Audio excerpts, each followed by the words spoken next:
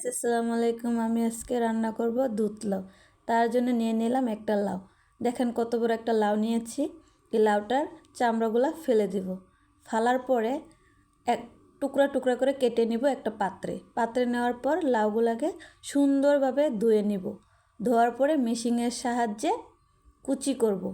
কুচি করার পর ভিতরের অংশ নিব না, শুধু সবুজ অংশটাকে নিয়ে নিব।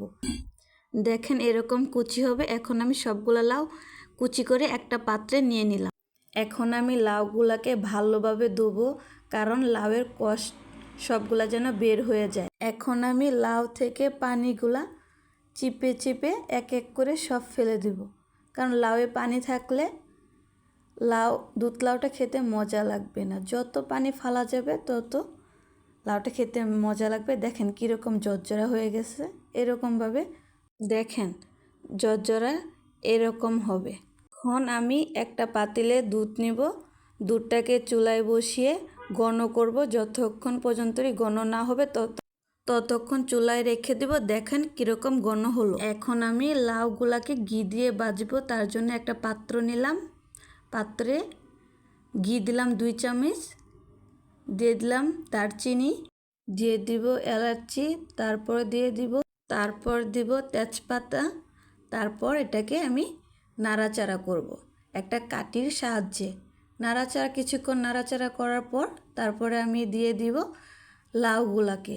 এখন আমি লাউটা নিলাম। নেওয়ার পরে একটু একটু করে সবগুলা লাউ এখানে দিয়ে দিব। লাউটা কিছুক্ষণ নাড়াচাড়া করে পানিটা শুকিয়ে তারপর আমি এখানে চিনি দিয়ে দিব। চিনিটা দেওয়ার পরে আমি এটা আবার নাড়াচাড়া করব। অনেকক্ষণ নাড়াচাড়া করে চিনিটা গলে যাবে। দেখেন আমি আবার চিনি দিলাম, 2 বারে চিনিটা দিলাম, কারণ একবার চিনিটা দিলে জমা হয়ে থাকবে, তখন লাউয়ের মাঝে ভালোভাবে যাবে না। তার জন্যই চিনিটা বারবার দিয়ে নাড়াচাড়া করতে হবে। নাড়াচাড়া করতে করতে আপনার চিনিটা ভালোভাবে গলবে। গলা হয়ে গেলে লাউয়ের মাঝে চিনিটা সুন্দরভাবে মিক্সচার হয়ে যাবে। তো দেখেন কীরকম কালার হলো। তারপর আমরা এখানে অল্প অল্প করে দুধ দিয়ে দিব। একবার দিলাম, দেওয়ার পর নাড়াচাড়া করব। করার পর আবার দুধটা দিব, দিয়ে নাড়াচাড়া করব। করার পরে আবার দিব। অল্প অল্প করে দুধটা দিতে হবে যেন সুন্দরভাবে মিক্স খায়। একবারে দিয়ে দিলে নাড়াচাড়া করতে সমস্যা হবে, গলে যাবে না, জমা বেটে থাকবে। আর গুঁড়া দুধ দিতে হবে। গুঁড়া দুধটা দিলে টেস্ট আসবে এবং কি দুধটা একটু ঘন হবে। আর গুঁড়া দুধ দেওয়ার সময় আপনার নাড়াচাড়ার উপরে রাখতে হবে যেন চাক্কা না হয়ে যায়।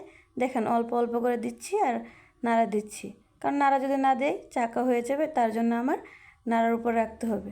এখন আমি ভালোভাবে নাড়ব। নাড়ার পরে দেখেন একটু জমাট হয় নাই। আমার রান্না প্রায় শেষের দিক।